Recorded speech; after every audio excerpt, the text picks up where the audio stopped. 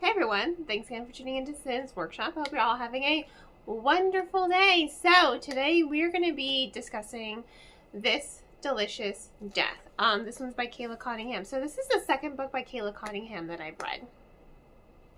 Alright, so if you, pardon me, if you watched my, or listened to my previous review of My Dearest Darkest, you know that I was not wholly impressed with her debut novel. I had a hard time connecting to her characterizations and to her characters, and just the story itself didn't feel cohesive. It felt like there was a story, but it just didn't flow perfectly. This one, complete opposite. Maybe it's just my love of the whole zombie trope, but I really, really did enjoy this novel way more than her previous novel. So, This Delicious Death, it follows 4 girls. They've been affected with something called the Hollowing. It's a zombie apocalypse. There was a pathogen locked in the ice caps. Global warning, ice caps melted, went in the air, infected people. Some people died. Some people turned into zombies. Kind of, sort of. So they're still aging. They can still function as normal citizens. However, they have cravings for human flesh. They are zombies, but they're called, some people call them ghouls, some people call them the Hollowed. So society is going on as it normally does. I think that's one of the things I really liked about the story, is how it kind of has taken this zombie trope, but has really developed it in a really cool way. So society is still moving on. They found a way to deal with it. Companies made it sin flesh. So synthetic human flesh for them to eat. It's just like, as long as the Hollowed eat it regularly, they're fine. They can continue living their lives as normal citizens, and then you have these 4 girls, and they are afflicted with it. They decide to go to the desert to a music festival. Just think like kind of Burning Man or Coachella, right? Something along those lines. And they discover one of their friends is starting to go feral. Now they don't know why. So this is, lots of queer representation as well, just like in her previous book, just so that you are aware. You do have a trans character. You do have a LGBTQ representation. I can't remember if she's bi or if she is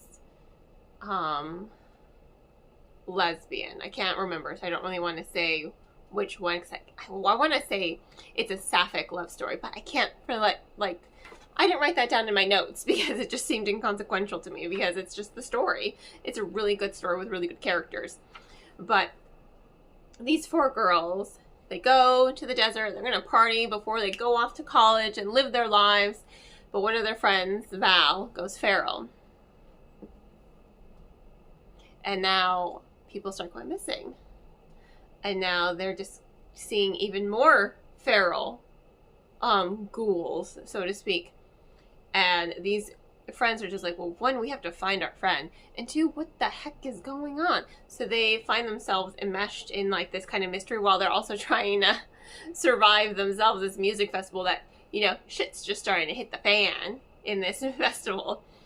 But it's really, really good, and it's very fast paced. It flowed. That's key here for this story, because again, that was my issue with her previous novel. It didn't flow perfectly well.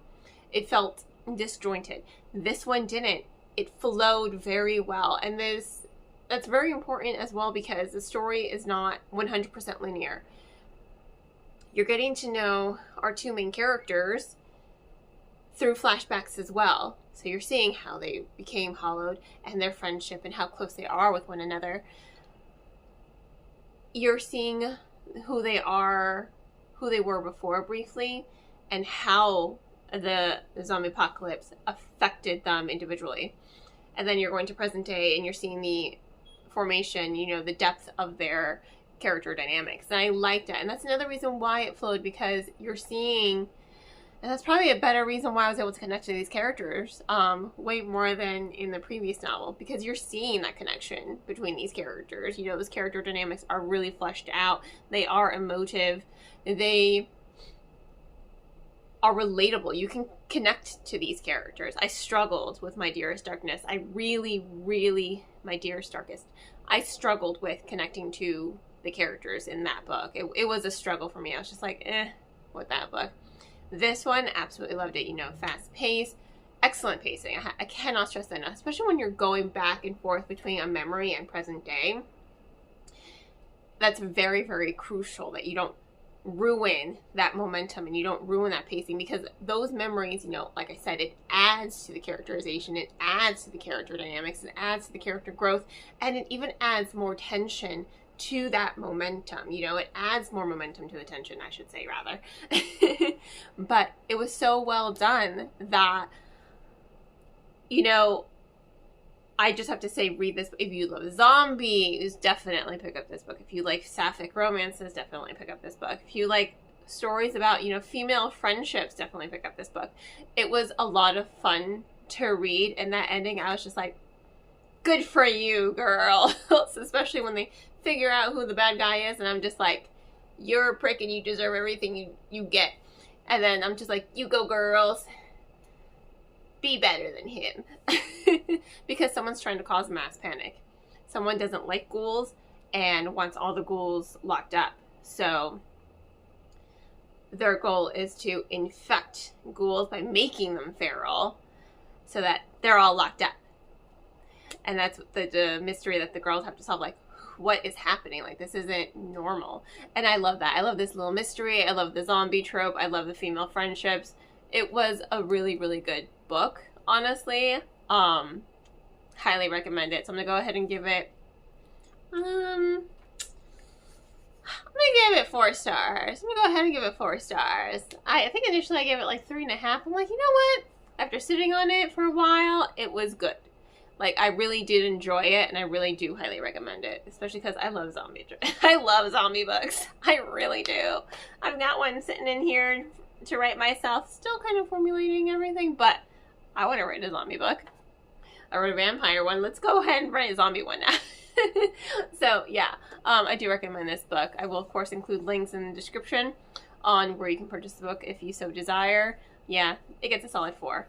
In any case, thanks again for tuning in to Sin's Workshop. Please don't forget to like, subscribe, and share with all your book loving friends. I hope you all have a wonderful rest of your day, and as always, happy reading.